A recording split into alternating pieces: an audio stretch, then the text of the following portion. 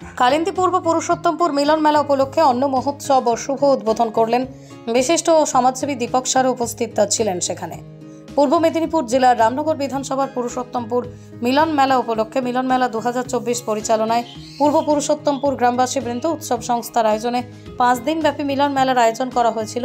এই মিলন মেলা 41 বছরে পদার্পণ করলে এই মিলন মেলায় অন্ন মহোৎসবের আয়োজন করা হয়। অন্ন মহোৎসবের প্রধান অতিথি হিসেবে উপস্থিত ছিলেন রামনগর বিধানসভার বিশিষ্ট সমাজসেবী তৎসহ রামনগর এক পঞ্চায়েত সমিতির সদস্য দীপক সার সহ অন্যান্য জ্ঞানীগুণী ব্যক্তিগণ এবং অন্যান্য নেতৃবৃন্দ। এছাড়াও উপস্থিত ছিলেন মিলন মেলা 2024 পরিচালনায় পূর্ব পুরুষোত্তমপুর গ্রামবাসী বৃন্দ, উৎসব কর্মকর্তাগণ সহ সমস্ত এলাকাবাসী। শুভ উদ্বোধনের দিনে সাঁওতালি নৃত্য, বিভিন্ন ধরনের ব্যান্ড পার্টি প্রদর্শনীর মাধ্যমে সূচনা করা হয় এবং দীপক সার উপস্থিত হতে মানুষের যেন এক অন্যতম সাড়া পাওয়া গেল এবং ফেটে পড়ল এলাকাবাসী। দীপক সার বলেন, মানুষের মেলবন্ধন করতে হবে, মানুষের বিপদে আপদে থাকতে হবে এবং শুধু টাকা পয়সা দিয়ে সাহায্য করলে হবে না, পাশে থাকতে হবে। মহাপ্রভুর আকুল চরণে শতকোটি প্রণাম নিবেদন করি।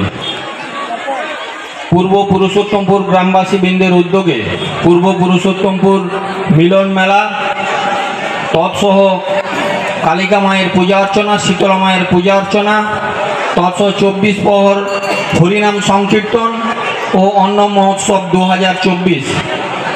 আজকের এই অতিথি মঞ্চে উপস্থিত আছেন কালিন্দী গ্রাম পঞ্চায়েতের জনপ্রিয় পদ। এই মেলায় রামনগরের বিভিন্ন বিধানসভার বিশিষ্ট সমাজসেবী তৎসহ রামনগর এক পঞ্চায়েত সমিতির সদস্য দীপক সার কি বললেন শুনুন।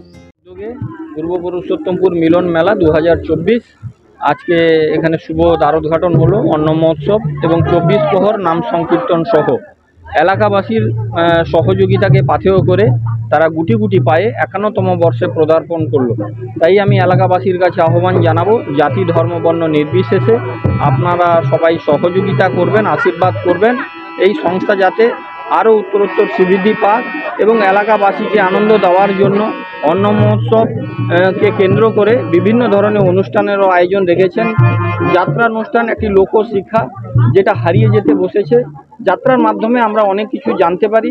এই ধরনের একটি উদ্যোগ গ্রহণ করেছেন। যাত্রা শিল্প প্রায় বন্ধের পথে, যাত্রা যে এখানে করছেন সেটা এলাকাবাসীকে আনন্দ দেওয়ার জন্য তার সঙ্গে সঙ্গীতানুষ্ঠানেরও আয়োজন করেছেন এবং 4 প্রহর আমাদের শ্রী বিষ্ণু যজ্ঞেরও মহাযজ্ঞেরও একটি আয়োজন করেছেন এবং বিশ্ব শান্তির কামনায় ব্রহ্মা বিষ্ণু মহেশ্বরের মহাপূজারও আয়োজন করেছেন। অন্নদান মহতি দান একটি মহতি অনুষ্ঠান। এই অন্নদান মানুষকে একত্রিত করে, বিভিন্ন ধর্মের মানুষ, বিভিন্ন বর্ণের মানুষ যে একত্রিত হয়ে একই সঙ্গে বসে গিয়ে খাওয়া দাওয়া, সেটা মানুষের মধ্যে অনেকটা বিভেদ দূর করে, মানুষকে একত্রিত করে এবং এই উৎসব মানুষকে এলাকার মধ্যে একটি আনন্দ দিতে পারে।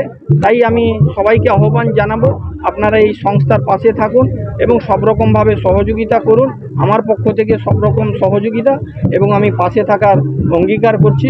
এবং এই কালিন্দী অঞ্চল একটি সম্প্রীতির পীঠস্থান। এই সম্প্রীতির উৎসবে সর্বধর্মের মানুষ এখানে উপস্থিত হবেন। 4 দিন ধরে যে এখানে অনুষ্ঠান চলবে, আমি এই স্বেচ্ছাসেবী সংস্থার কাছে আমি আহ্বান জানাবো যে গ্রীষ্মের তীব্র দাবদাহতা যেভাবে বেড়ে চলেছে, আমাদের সবুজায়নের লক্ষ্যে আমাদের বৃক্ষরোপণ কর্মসূচি গ্রহণ করতে হবে। আমি সংস্থার কাছে আহ্বান জানাবো আগামী দিনে যাতে তারা বৃক্ষরোপণ কর্মসূচি গ্রহণ করেন। একটি গাছ একটি প্রাণ, গাছ লাগান প্রাণ বাঁচান। আমরা যদি দেশকে সুস্থ না রাখতে পারি তাহলে আমরা মানুষ হিসাবে আমরা সুস্থ থাকতে পারবো না।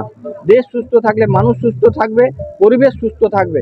এবং এলাকাবাসীর কাছে আমি আহ্বান জানাবো আমাদের এই বাংলাকে পরিষ্কার পরিচ্ছন্ন রাখতে হবে এবং আমরা যদি প্রত্যেকটি অঞ্চলে এবং প্রত্যেকটি স্বেচ্ছাসেবী সংস্থাকে আহ্বান জানিয়ে আমরা যদি আমাদের এলাকাকে নিজ নিজভাবে যদি আমরা পরিষ্কার রাখতে পারি তাহলে আমরা কালিন্দী গ্রাম পঞ্চায়েতকে আমরা নির্মল গ্রাম পঞ্চায়েত গড়ার লক্ষ্যে আমরা এগিয়ে যেতে পারবো। তার সঙ্গে বাংলাকেও আমরা নির্মল বাংলা হিসাবে আমরা গড়তে পারবো। এবং আমি এই সংস্থার কাছে আহ্বান জানাবো স্কুলের ছাত্রছাত্রী এবং যুব সমাজ এবং ইয়াং জেনারেশন দিকে লক্ষ্য রেখে আগামী দিনে আরও বেশি করে যাতে প্রতিযোগিতামূলক অনুষ্ঠান করা যায়, তাহলে এখানকার লোকাল স্কুলের ছাত্রছাত্রীরা আগামী দিনে আমাদের বিধানসভা নয়, আমাদের জেলা নয়, রাজ্য স্তরেও তারা সুযোগ পাবে এবং উৎসাহিত করবে।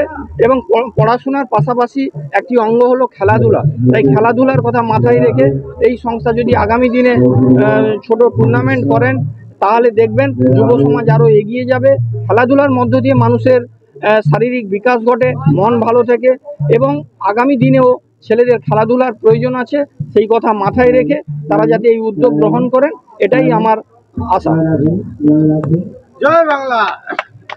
আনন্দের জায়গায় পৌঁছে দেয় মানুষ, কয়েকদিন ধরে খুব আনন্দ করে, শেষে অন্নপ্রসাদ গ্রহণ করে এবং এখানকার অনুষ্ঠান আজ অবধি যে হয়ে এসছে প্রত্যেকটা মানুষ এই অনুষ্ঠানে মানে খুশির একটা জায়গা পায়। আগামীতে কোনো বড় ব্যবস্থা নিতে পারে মনে হচ্ছে, বড় ব্যবস্থা নিতে পারে মনে হচ্ছে। এলাকা শুনুন, এই গ্রামটা খুব একটা ছোট্ট গ্রাম, এই ছোট গ্রামে এত বড় একটা অনুষ্ঠান পরিচালনা ওনারা করেন, তো আস্তে আস্তে যদি সবার সহযোগিতা থাকে, আমরা সবাই যদি আমাদের সাহায্যের হাত, আমাদের সহযোগিতার হাত বাড়িয়ে দিই, এই ছোট্ট গ্রাম এত বড় অনুষ্ঠান করতে পারে, আরও অনেক বেশি কাজ করতে পারবে, মানুষের জন্যও এরা কাজ করতে পারবে। তাতে আমাদের প্রত্যেকের সহযোগিতা হাত বাড়িয়ে দিতে হবে। পরিবার আছে এই গ্রামের ভিতরে যে এত বড় অনুষ্ঠান হয় আমি কল্পনাও করতে পারছি না। খুব সুন্দরভাবে অনুষ্ঠান হয়েছে, সাঁওতাল নাচ থেকে বিভিন্ন রকম বাজনা ব্যান্ড পার্টি তারা এসে এত বড় অনুষ্ঠান করছে, আমি কল্পনাও করতে পারি। এই প্রথমবারই দেখলাম গ্রামের ভিতরে যে এত বড় অনুষ্ঠান হয়, এইটাই দেখলাম প্রথম আমার জীবনে। হ্যাঁ নিশ্চয়ই। এখানকার এগরা থেকে মাখন মণ্ডলের রিপোর্ট, আর নিউজ বাংলা।